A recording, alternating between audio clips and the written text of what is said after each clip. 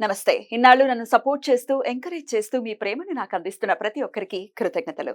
అలాగే ఈ వీడియో కూడా ఖచ్చితంగా మీకు ఉపయోగపడుతుంది. లైక్, షేర్ అండ్ సబ్స్క్రైబ్ చేసి మీ సపోర్ట్‌ని నాకు అందించండి. అలాగే ఈ వీడియో పట్ల మీకున్న అభిప్రాయాన్ని కామెంట్ సెక్షన్‌లో కామెంట్ చేసి తెలియజేయండి. ఇప్పుడు వీడియోని చూద్దాం. నమస్కారం. శుభోదయం కార్యక్రమానికి స్వాగతం. ఈరోజు 6వ తారీఖు జూన్ నెల 2024వ సంవత్సరం గురువారం. శ్రీ క్రోధినామ సంవత్సరం ఉత్తరాయణం వసంత ఋతువు. ఈరోజు వైశాఖ మాస అమావాస్య తిథి సాయంత్రం 6:07 వరకు, తదుపరి జ్యేష్ఠ మాస శుక్లపక్ష పాడ్యమి తిథి. రోహిణి నక్షత్రం రాత్రి 8:16 వరకు, తదుపరి మృగశీర్ష నక్షత్రం.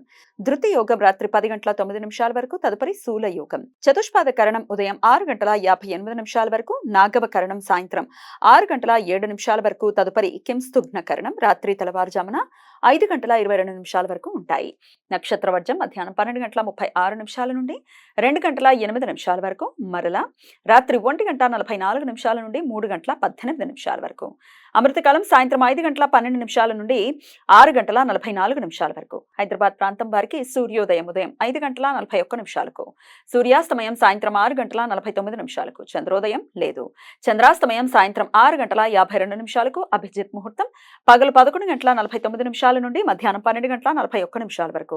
దుర్ముహూర్తం ఉదయం 10:04 నుండి 10:56 వరకు, మరలా మధ్యాహ్నం 3:19 నుండి సాయంత్రం 4:11 వరకు. రాహుకాలం మధ్యాహ్నం 1:54 నుండి 3:32 వరకు. గుళిక కాలం ఉదయం 8:58 నుండి 10:37 వరకు. యమగండం ఉదయం 5:41 నుండి 7:20 వరకు. గురువారం రోజు అమావాస్య తిథి ఉండటం, రవిచంద్ర గ్రహాలు రెండు రోహిణి నక్షత్రంలో ఉండటం వలన పద్మక యోగం ఏర్పడుతుంది. ఈ సమయంలో నదులలో పుణ్య స్నానాలు చేయటం వలన పుణ్య ఫలితాలు వస్తాయని పురాణ వచనం. ఈరోజు వైశాఖ అమావాస్య, దర్శ అమావాస్య. ఈరోజు పిండపితృ యజ్ఞ. ఈరోజు పితృదేవతలకు శ్రాద్ధ విధులను నిర్వర్తించడం వలన వంశాభివృద్ధి జరుగుతుంది అని పురాణ వచనం. ఈరోజు శని జయంతి, శని అమావాస్య అని కూడా పిలుస్తారు. శనిగ్రహ దోష నివారణకు శాంతి విధానాలు ఆచరించడానికి అనుకూలం. శని జయంతి రోజు శనికి తైలాభిషేకం, తిలాదానం తదితరాలు ఈరోజు చేస్తారు. ఈరోజు వట సావిత్రి వ్రతం.